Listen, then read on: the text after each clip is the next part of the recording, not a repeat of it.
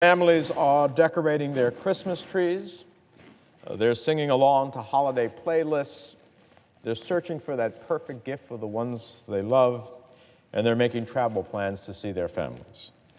Holidays are a time for joy and togetherness, a time for faith and family, a time for gratitude and hope. The holidays are not a time for fear. And yet, without action, Congress may leave hundreds of thousands of families across America in fear this holiday season. I'm referring, of course, to the 800,000 dreamers across America whose lives have been thrown into jeopardy by the administration's decision to end the Deferred Action for Childhood Arrivals program, or DACA.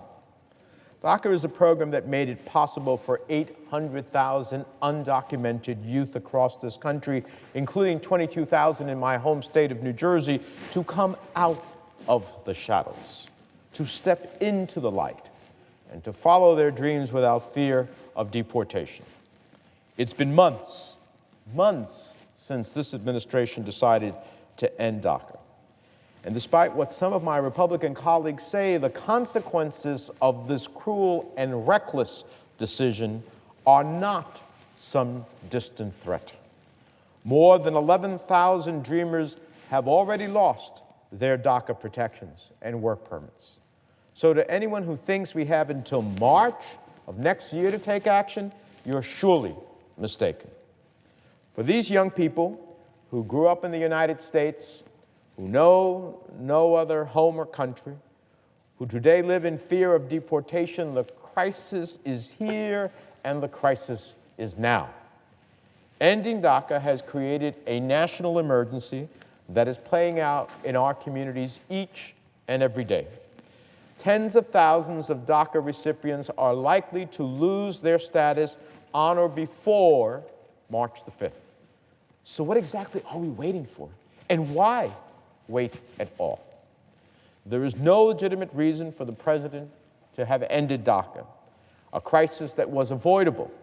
But now it's here, and it's our job to fix it. President Trump essentially told Congress, the ball is in your court. Well, today I want to know from my colleagues, when are we going to take our shot? If we have the votes, and I believe we have the votes, isn't it time that we held a vote? We know there's overwhelming support from the American people, Republicans and Democrats alike, for America's dreamers. It's not fake news. Poll after poll, from Quinnipiac to the Washington Post to even Fox News, shows the American people want a solution. And we know there is solid support for the DREAM Act here in the Senate. I've seen my colleagues share the photos of the dreamers they meet. They post the stories among these brave young people fighting to stay in the country they know and love. But they deserve more than an Instagram post or a friendly tweet. They deserve action. Every day that goes by, more and more dreamers find themselves of being sent back to countries they simply don't know or even remember. So let's take a moment to remember exactly whose lives we're talking about when we talk about dreamers. In my mind, we're talking about the motherhood and apple pie of the immigrant community and the question of immigration. We're talking about young people brought here as children through no choice of their own. Every child that is a dreamer is someone who only knows the United States of America as their country, whose only flag they pledge allegiance to is the flag of the United States of America, whose only national anthem they know is the Star-Spangled Banner. Children who have grown up American and are American in every sense of the word except on paper.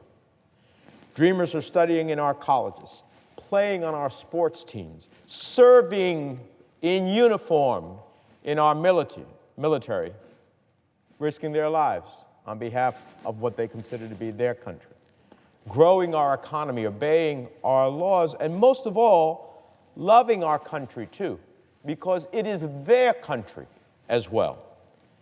They aren't undocumented aliens. They are Americans who happen to be undocumented. And that includes 22,000 dreamers in my home state of New Jersey, promising students like Sarah Moore, who you see pictured here on the floor. Sarah grew up in Hillside, New Jersey.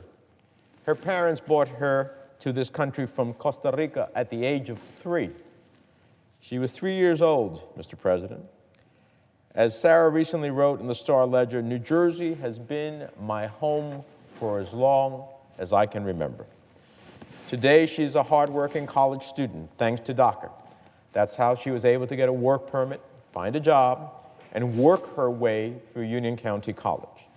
Sarah was preparing her applications to transfer to Seton Hall University and earn her 4-year degree when the Trump administration announced the end of DACA. Now, Sarah says her future is one big question mark. Without DACA, I'll go back to zero. No driver's license, she says, no job, no possibility of paying for my education.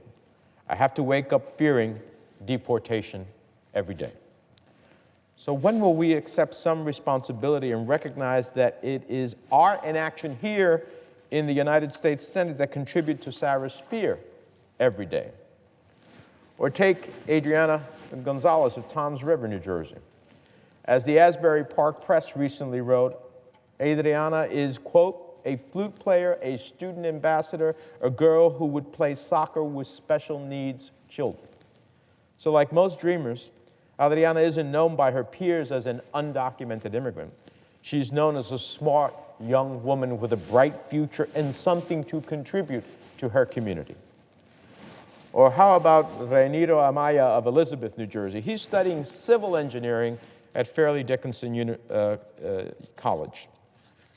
I can't think of anyone, or of anything, I should say, more backwards than deporting a hardworking student who dreams of becoming a civil engineer. We need civil engineers. We give people from different parts of the world permits to come to the United States to do these engineering jobs that we don't have enough domestic people to do. Here's a young man who's grown up in America, who is American in every respect, and who's, in essence, pursuing a career path that would inure to the national economic interests. His story is just one more reminder that our country can't afford to lose America's dreamers. They have so much to offer to our communities and our economy. In fact, ending DACA is projected to cost New Jersey's economy over $1.5 billion annually and reduce the U.S.'s overall economy by $460 billion over the next decade. DACA gave dreamers like Reiniro the freedom to pursue his dreams, but it also gave him a sense of security. He recently wrote on NorthJersey.com that, quote, the day I received my work permit and my Social Security card was the day I finally felt proud of who I am. I felt recognized. I felt safe. That sense of belonging, of acceptance, of safety was ripped away by the president's decision to end DACA. But so long as Congress fails to act, we are complicit in prolonging the very real fear that dreamers, 800,000 dreamers, feel today. The fear that that knock on the door is not your family or neighbor, but an immigration agent ready to whisk you away from your family.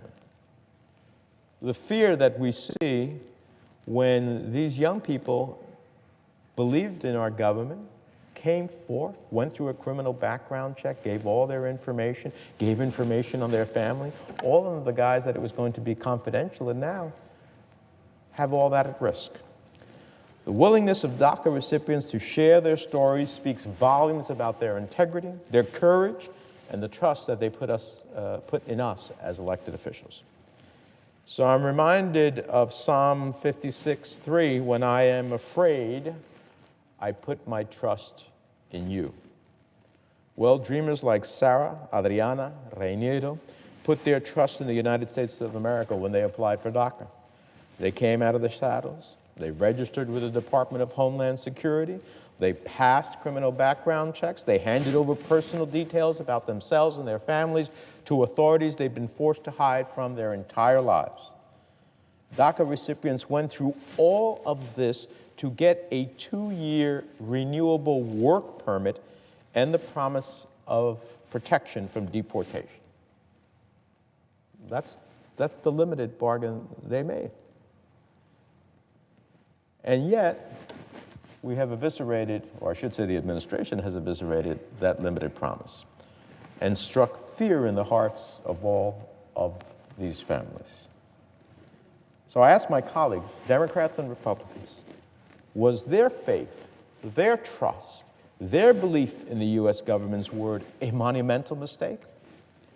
Were they wrong to believe that we can put partisan politics aside and come together and do the right thing in this case? Will the United States Senate go home for the holidays without lifting a finger to make sure these promising young students feel safe in their homes, in their schools, in their communities? They've become an integral part of our American family, and many are starting families of their own. In fact, 25% of DACA recipients have U.S.-born children. Do we really want these young mothers and fathers to be torn from their children and sent back to their country that they never called home? Do we not have an obligation to protect American children from the trauma of losing a parent? Do we not have a moral responsibility to keep families together? Isn't that one of the basic concepts that we have? Will we sit idly by as the implementation of the administration's policy that says whether you are selling drugs in your streets, which I'm all for deporting, or earning A's in our classrooms or serving in our military, everyone is fair game for deportation. No one is safe, not even children who know no other home. That's a wrong-headed policy. That's not law and order. That's fear and chaos. So where's our compassion and our sense of urgency? How many more dreamers have to lose their DACA status before we stand up and do what is right? The time for temporary fixes is over. The time for empty gestures is over. The time for heartfelt words is over. It's time for us to stand up for these young people, and it's time for us to act. It's time for us, Democrats and Republicans, to use whatever legislative vehicle is necessary to pass the DREAM Act. So whether it's a continuing resolution or a straight vote here on the floor, it's time for us to get this done. Let's put an end to the fear and uncertainty hanging over so many families this holiday season. Let's summon our collective compassion. Let us pass the DREAM Act, let us do it now, and let the Congress not go home for the holidays unless we have a solution to this question. For me, it is a moral imperative that these young people who know no other country but the United States, who are Americans in every other sense of the word, not have to live this holiday season in the fear that that knock at the door is about someone other than a family member or their neighbor. Mr. President, with that I yield the floor and observe the absence of a quorum. The clerk will call the roll.